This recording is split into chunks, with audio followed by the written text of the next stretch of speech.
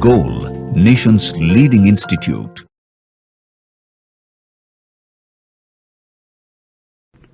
Hello students, myself Deepak Deep and I am going to discuss physical chemistry portion of AITS mean test first which was held on 30th June 2024. Physical chemistry discuss कर रहा हूं मैं और पहला question है आपका question number 53 से, आप बोर्ड पे ध्यान से देखें। क्वेश्चन नंबर 53 है match the list 1 with list 2 and select the correct set for following set given below. List 1 और लिस्ट 2 में जो दी गई वैल्यूज हैं उनको मैच करना है। एटॉमिक स्ट्रक्चर का एक बहुत बेसिक सा क्वेश्चन है। आप क्वेश्चन पे देखिए तो कह रहे हैं कि नंबर ऑफ सब energy levels in an energy level. सब एनर्जी लेवल बोले तो सबशेल की बात कर रहा है, तो सबशेल के बराबर हम कहते हैं कि n जो होगा वो सबशेल का नंबर होता है। मतलब अगर n की वैल्यू n है, फर्स्ट ऑर्बिट अगर है, फर्स्ट शेल है तो सबशेल 1 होगा s, अगर ये सेकंड है तो s और p होगा, थर्ड है तो s p d होगा। तो हमने ये सीखा है कि जितना n की वैल्यू होगी सब एनर्जी लेवल उतना ही होगा। तो आपको अब ये समझ में आ रहा होगा, मैं मैच करता हूं। जैसे पहला है तो पहले का आपको फोर्थ समझ में आ रहा होगा। The number of orbitals in some energy level, मतलब अगर L वैल्यू डिफाइंड है तो उसमें ऑर्बिटल कितना होता है, तो आपने पढ़ा है it is 2l+1 number of orbitals in energy level. n में ऑर्बिटल का नंबर तो आपने पढ़ा है n²। और अगर आपसे कोई पूछता है n = 3, l = 2, m = 0 तो 3 और 2 डेजिनेट करता है 3D को, तो इसका आंसर सेकंड हो जाना है। तो ऐसा मैच आपको देखना है जिसमें a का फोर्थ से मैच हो। तो a का फोर्थ पहले ही ऑप्शन में है, बाकी किसी में a का फोर्थ नहीं है, तो हमने पहला आंसर टिक किया। क्वेश्चन नंबर 53 बहुत सिंपल क्वेश्चन था एटॉमिक स्ट्रक्चर का। नेक्स्ट क्वेश्चन पे हम लोग मूव करते हैं। नेक्स्ट क्वेश्चन आप बोर्ड पे देखिए। क्वेश्चन नंबर 53 के बाद क्वेश्चन नंबर 56 है हमारा। 53 के बाद क्वेश्चन नंबर 56 देखिए आप। If the speed of electron in first Bohr orbit of hydrogen be x, then speed of electron in second Bohr orbit of He positive. Simple सी बात है, आपको वेलोसिटी का अगर प्रोपोर्शनैलिटी पता है तो v proportional to z inversely proportional to n होता है। अगर आप हाइड्रोजन से जा रहे हैं और किस पे जा रहे हैं भाई आप, हीलियम पे, तो Z 1 से 2 हुआ। और फिर आप कह रहे हैं फर्स्ट बोर ऑर्बिट और सेकंड बोर ऑर्बिट तो N 1 से 2 हुआ। मतलब मैं कहना चाहता हूं बच्चे कि V1/V2 जो होना है वो Z1/Z2 और मल्टीप्लाइड बाई N2/N1 होना है, और ये एक दूसरे से कंपनसेट हो जाएगा। तो पहला जो आंसर था वही तो हो जाएगा। मतलब Z1/Z2 का जो रेशियो है ठीक उसका इनवर्स N2/N1 है, मतलब दोनों डबल हुआ है, तो net compensate answer X again हो जाएगा। तो 56 फिर very simple question, bore atomic model. Next question पे आ जाइए। आप नेक्स्ट क्वेश्चन देखिए, क्वेश्चन नंबर 59 नंबर क्वेश्चन कह रहा है if the kinetic energy of electron is increased 4 times wavelength of de Broglie wave associated with it. आपने पढ़ा है कि लैम्डा जो होता है बच्चे, लैम्डा h/√2me होता है। मतलब लैम्डा जहां m mass of the particle है and E kinetic energy of the particle है।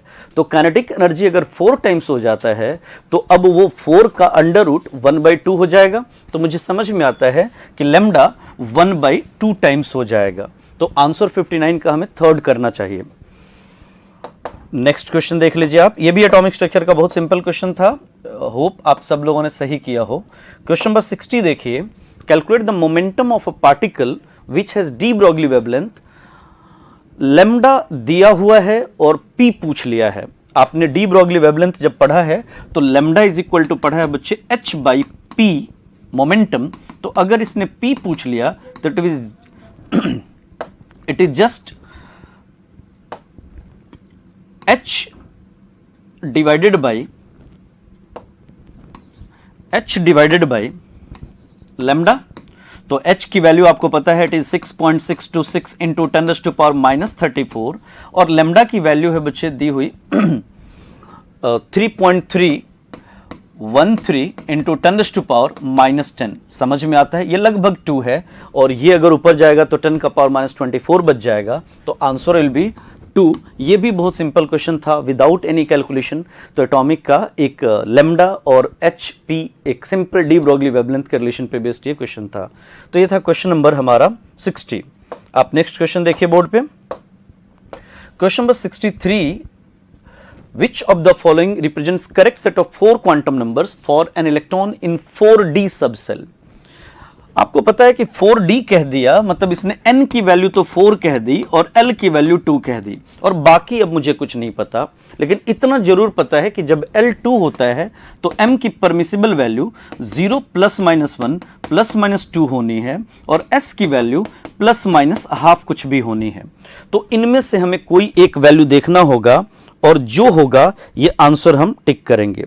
तो आप अगर देखिए इस ध्यान से इसको, तो n की वैल्यू 4, l की वैल्यू 2 दिया हुआ है हमारे पास, यहां 1 है और 0, तो 0 तो परमिसिबल सेट नहीं है, तो ये आंसर तो नहीं होने जा रहा। 4 2 1 ये परमिसिबल सेट है, सेकंड आंसर है। 4 3 नहीं हो सकता डी के लिए, 4 3 नहीं हो सकता, तो आप आंसर कर पाएंगे। Principal quantum number, azimuthal quantum number, quantum number पे बेस्ड बहुत सिंपल क्वेश्चन। तो होप ये भी सही हुआ हो आपका।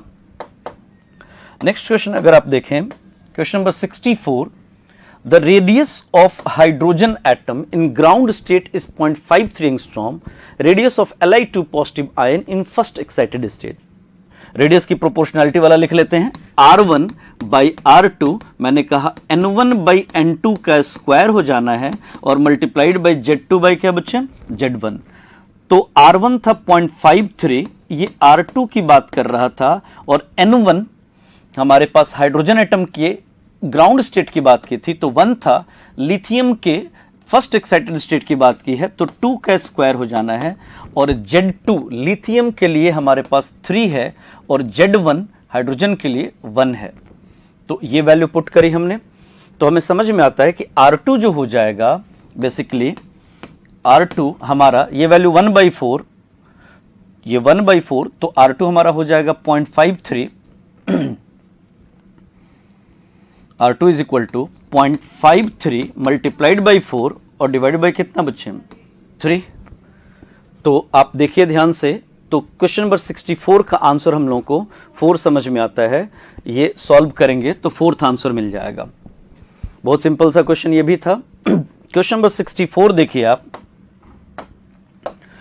क्वेश्चन नंबर 64 हमने देखा, क्वेश्चन नंबर 67 देखिए आप 64 के बाद, in hydrogen atom energy of first excited state is -3.4, find out kinetic energy of the same orbit. आपको पता है कि टोटल एनर्जी और काइनेटिक एनर्जी बराबर होता है, पोटेंशियल एनर्जी टोटल एनर्जी का डबल होता है, मतलब इंटरप्रिटेशन इज कि हम जानते हैं कि total energy is reverse of kinetic energy, potential energy is twice of total energy, और potential energy is -2 of kinetic energy. एकदम ये मेमोरी में हमको रखना चाहिए।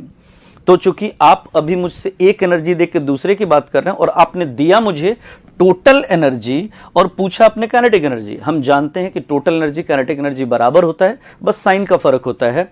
तो जो -3.4 है उसकी जगह पे मुझे क्या करना चाहिए, +3.4, और 67 का आंसर पहला हो जाएगा। होप ये भी आपका सही हुआ हो, सिंपल था। क्वेश्चन नंबर 68 देखिए, the electron in hydrogen atom undergoes transition from higher orbit to orbit of radius 211.6 picometer, this transition is associated with.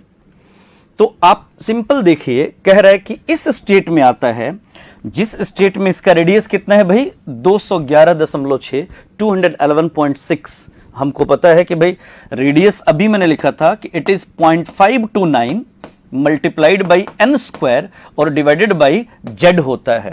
आपने कहा कि ये हाइड्रोजन एटम है, तो आपने z डिफाइन कर दिया, z की वैल्यू 1 हो गई, तो ये गायब हो गया एक्सप्रेशन से।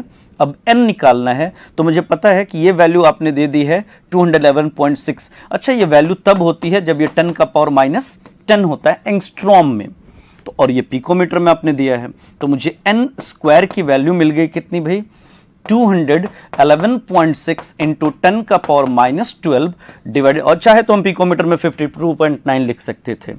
तो वैसे ही लिखा 0.529 मल्टीप्लाइड बाई 10 का पावर -10। जब हम ये सॉल्व करते हैं तो ये 4 टाइम्स आता है अप्रॉक्स, तो n की वैल्यू हमें 2 समझ में आती है।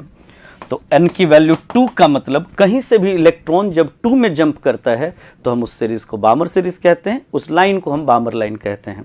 तो answer will be second one. तो होप ये भी सही हो, टेक्निकल क्वेश्चन था, ठीक क्वेश्चन था। ये बस ये बताना चाहता था कि जो दिया गया रेडियस है वो n = 2 के लिए है। नेक्स्ट क्वेश्चन देखिए आप, क्वेश्चन नंबर 68 के बाद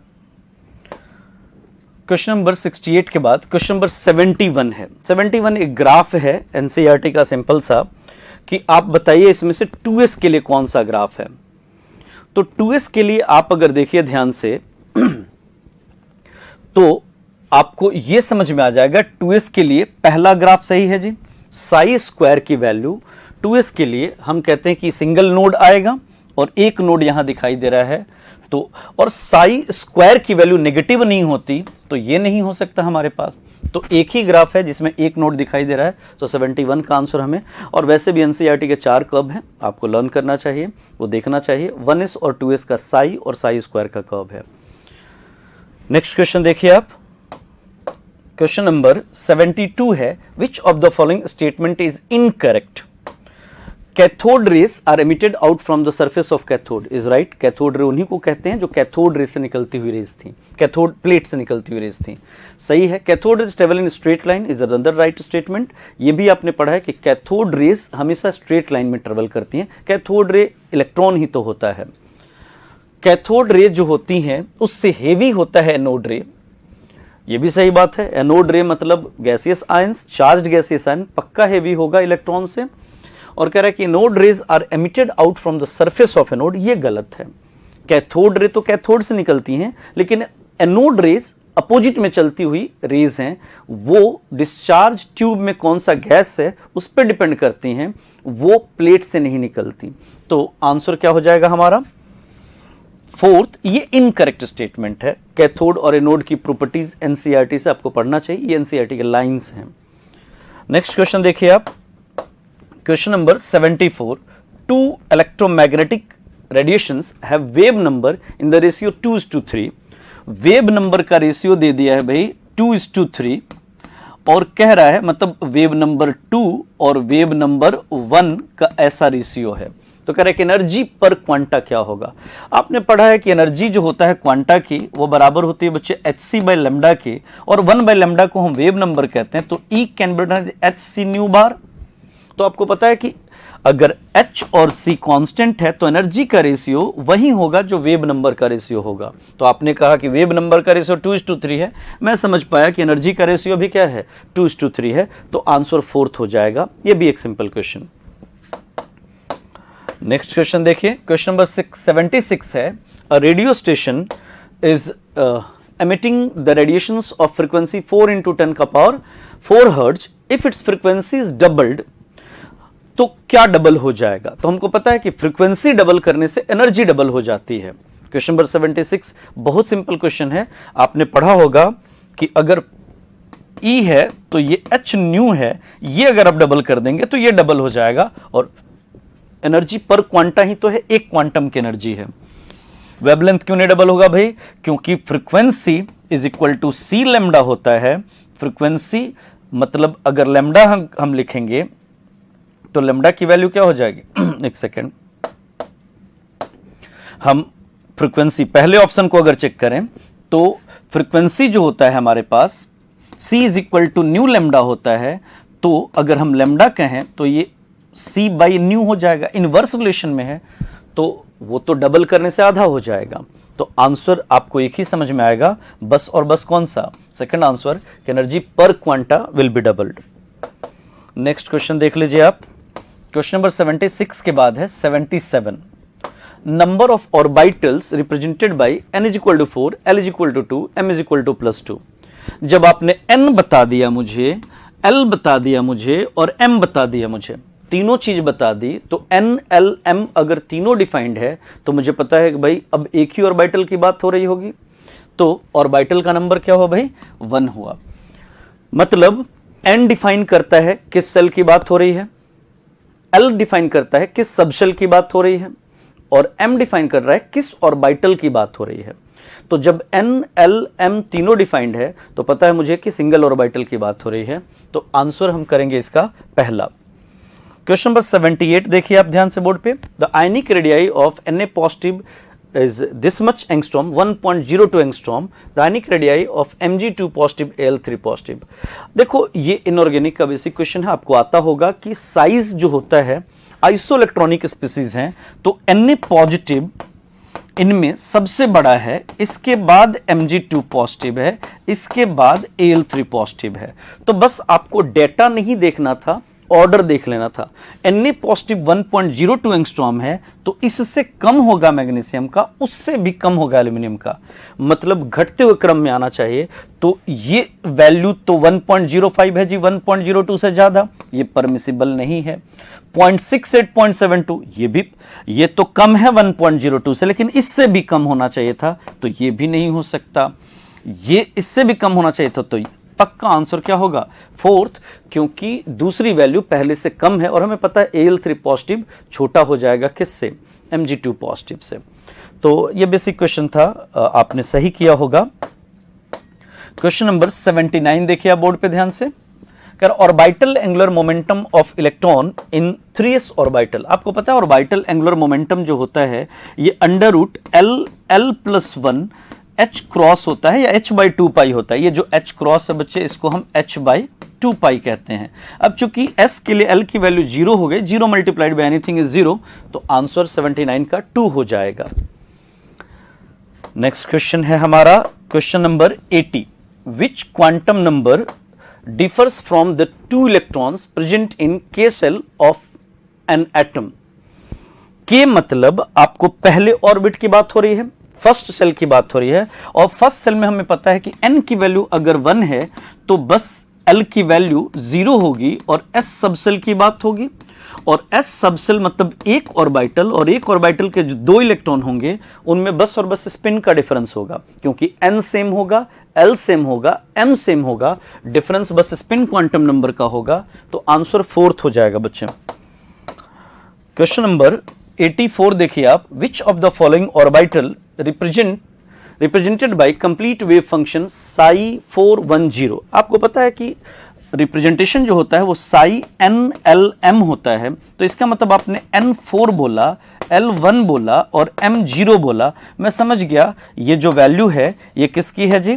4, L बोले तो 1, P और 0 बोले तो Z, तो ये 4PZ था। चूंकि XYZ नहीं लिखा तो 4P हम टिक करेंगे। अगर ये 4X, 4PX, 4PY, 4PZ भी ऑप्शन में होता तो हमें PZ ऑप्ट करना चाहिए था, क्योंकि M = 0 हम PZ के लिए कंसीडर करते हैं। 84 के बाद आप क्वेश्चन नंबर 88 देखिए। An electron in an atom undergoes transition in such a way that its kinetic energy changes from x to x/4। Kinetic energy x से x/4 हो रहा है। आपको पता है कि काइनेटिक एनर्जी का डबल पोटेंशियल एनर्जी होगा। तो आप ऐसे समझिए कि जब x थी काइनेटिक एनर्जी, इधर लिखता हूं मैं, तो पोटेंशियल एनर्जी जो था, ये कह रहा है पोटेंशियल एनर्जी, तो वो -2x था। और जब काइनेटिक एनर्जी हमारा x/4 हुआ होगा तो ये -2 ऑफ x/4 हुआ होगा, मतलब -x/2 हुआ होगा। तो एक वैल्यू -x/2 और एक वैल्यू -2x, तो इनमें डिफरेंस जो है वो 3/2x का है। घटा लीजिए, ये आधा है और ये 2 गुना है, तो 2 और आधे में डिफरेंस 3/2 का है। तो ये भी एक टेक्निकल क्वेश्चन था। बस आपको ये ध्यान रखना था जो मैंने पहले इंटरप्रिटेशन बोला कि टोटल एनर्जी काइनेटिक एनर्जी बराबर होता है, साइन का फर्क होता है। Total energy negative, kinetic energy positive. Potential energy kinetic energy का डबल होता है but with negative sign.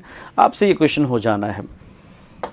Next question देखिए, क्वेश्चन नंबर 91 है। Which Bohr orbit of beryllium has the same radius as that of ground state of hydrogen atom. फिर वही बात, radius वाला formula, are proportional to क्या सीखा था बच्चों हमने, n square inversely proportional to z. मतलब तय सी बात है, ग्राउंड स्टेट ऑफ हाइड्रोजन, मतलब ये जब 1 और ये 1 हो तो जो वैल्यू हो वही वैल्यू बेरिलियम के लिए होनी चाहिए। मतलब एन स्क्वायर बाई जेड की वैल्यू 1 हो जानी चाहिए। तो एन की वैल्यू अगर हम 2 रखें, बेरिलियम का जेड तो 4 है ही, तो एन स्क्वायर बाई जेड की वैल्यू अगेन 1 हो जाएगी और ये आंसर हो जाएगा। तो मुझे एन की वैल्यू क्या पुट करनी होगी, 2 पुट करनी होगी। तय सी बात है, एन की कौन सी वैल्यू रख दूं कि कंपनसेट हो जाए, और नहीं तो डिवाइड करके देख लीजिए। एन स्क्वायर बाई जेड के प्रोपोर्शनल रेडियस होता है, इसी से हमारा क्वेश्चन हो जाना था। यह था क्वेश्चन नंबर 91। क्वेश्चन नंबर 91 के बाद आप देखिए question number 94। An electron revolving around H nucleus in the ground state absorbs 10.2 electron volt, its angular momentum increases by। आपने पढ़ा है बच्चे कि एंगुलर मोमेंटम जो होता है mvr, ये बराबर होता है nh बाई 2 पाई। मतलब ये जो फर्क पड़ता है h बाई 2 पाई से पहले लेवल से दूसरे में जाए, दूसरे से तीसरे में, तो h by 2 pi, h by 2 pi का इंक्रीज होता है। मतलब n is equal to 1 h by 2 pi, n is equal to 2 2h by 2 pi, 3h by 2 pi, like that. तो अब मुझे समझ में आया कि जी 10.2 मतलब पॉजिटिव न्यूक्लियस के पास पहला इलेक्ट्रॉन अगर है फर्स्ट बोर ऑर्बिट में तो -3.6 था, दूसरा ऑर्बिट जो है वो -3.4 पे था, तो यहां से यहां जाने में आपने 10.2 इलेक्ट्रॉन वोल्ट दिया है। तो ये 10.2 से वो पहले से दूसरे में ट्रांजिट हुआ है, तो मोमेंटम h बाई 2 पाई से 2h बाई 2 पाई हो गया, मतलब h बाई 2 पाई का इंक्रीज हुआ। तो आंसर इसका हमें पहला करना है। नेक्स्ट क्वेश्चन देख लीजिए आप, क्वेश्चन नंबर 95 देखिए। An electron jumps from 4th orbit to 1st orbit in H atom, the maximum number of photons liberated out will be. अगर हम एक ही इलेक्ट्रॉन कंसीडर कर लें इसमें कि एक ही एटम है और उसके पास एक ही इलेक्ट्रॉन है, तो एक इलेक्ट्रॉन जो मैक्सिमम पॉसिबिलिटी ले सकता है दैट विल बी आंसर।